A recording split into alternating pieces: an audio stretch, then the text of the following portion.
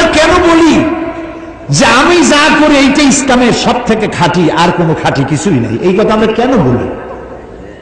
আমরা কেন মানুষকে আপন করতে পারি না? কেন মানুষকে শত্রু বানাই? নবীওয়ালা কাম আমি করি। আমি তাফসীর করতেছি, আমি যদি বলি আমি ইসলামের সব থেকে বড় কামটা করতেছি, তো আমার মতো পাগল আর দুনিয়ায় কেউ নেই। যারা মসজিদ ইমামতি করে তারা যদি বলে সব কাম আমি করি, যারা ওয়াজ করে তারা যদি বলে সব কাম আমি করি, যারা ইসলামের বই লাগে তারা যদি বলে সব কাম আমি করি, এটা কি হইল? না, হইল না। আপনি তো বাকিগুলার শত্রু বানাই দিচ্ছেন। আপনি স্বীকৃতি দেন, যারা ওয়াজ নসিহত করেন লাখো জনতার কাছে কোরআনের কথা পৌঁছায় দেন, সুবহানাল্লাহ। যারা তাবলীগি জামাত করেন, তাবলীগি জামাতের ভাইরা নিজের পকেটের খাইয়া বাড়ি বাড়ি গিয়ে কলেম খান, নামাজ শিখান, ভালো কাজ করতেছে, সুবহানাল্লাহ। যারা মসজিদ ইমামতি করেন তারা খুব কম পয়সায়, মিনিমাম পয়সায় প্রতি শুক্রবার বক্তব্য রাখেন, সামাজিক সমাজ উন্নয়নমূলক কাজ এ অংশগ্রহণ করেন। যারা ইসলামের নামে বই লেখেন তারা জাতিকে সচেতন করেন। যারা ইসলামের রাজনীতি করেন তারা রাজনীতি যাতে জাহান্নামের দিকে না যায় সেই জন্য জীবন দিয়ে পাহারা দেয়, জাতিকে পাহারা দেয়। তো যারা জমিন চাষ করে, লক্ষ্য করেন, জমিন চাষ করে, তো জমিন চাষ করতে গিয়ে কেউ তো চাষ করে, কেউ জমিন নিড়ায়। বগুড়ায় কি করে? নিড়ায় না? নিড়ায়। কেউ ওষুধ ছিটায়, কেউ সার দেয়, কেউ গরু বাছুর থেকে ফসল বাঁচায়, ফসল কাটলে কেউ কেটে গাড়িতে উঠাইয়া বাড়ি নিয়ে যায়। তাহলে যে চাষ করছিল সেই কি দাবি করবে যে সমস্ত ফসলের ক্রেডিট আমার?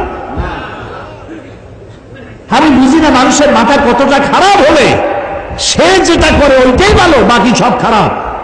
এই কথা আপনি কেন বলেন? এই ছোট লোকী আচরণ বন্ধ করুন।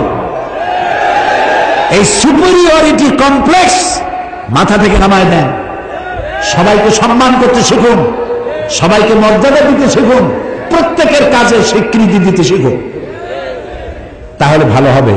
15 কোটি মুসলমান যদি এক থাকে, এই জমিন কোন শকুনের কুদৃষ্টি পড়তে পারবে না। আর যদি শকুনের কুদৃষ্টি পড়ে আমাদের ওই ঘর মারামারিতেই পড়বে। আমরা একজন আহলে হাদিস চোখে দেখতে পারি না, আহলে হাদিস আমারও চোখে দেখতে পারে না, কওমি মাদ্রাসা আলিয়া দেখতে পারে না, আলিয়া কওমি দেখতে পারে না। আলিয়া এর সবকিছু খালিয়া। এগুলো কেন কই কন্ত দেখি? আমি তো বলি আমার এই 2টা চোখ, আপনার কয়টা? 2টা, একটা ডান আর একটা। এই 2টা চোখের মধ্যে আপনার কাছে কোনটা প্রিয়? হ্যাঁ, 2টাই। আমার কাছেও আলিয়ার কওমি মাদ্রাসা আমার 2টা চোখের মতো প্রিয়। আমি যখন যেখানে যাই, এই যে চট্টগ্রামের সব থেকে বড় মাদ্রাসা পটিয়া মাদ্রাসা, হাটহাজারী মাদ্রাসা, আমি সব মাদ্রাসা সফর করি, আলেমদের সঙ্গে দেখা করি।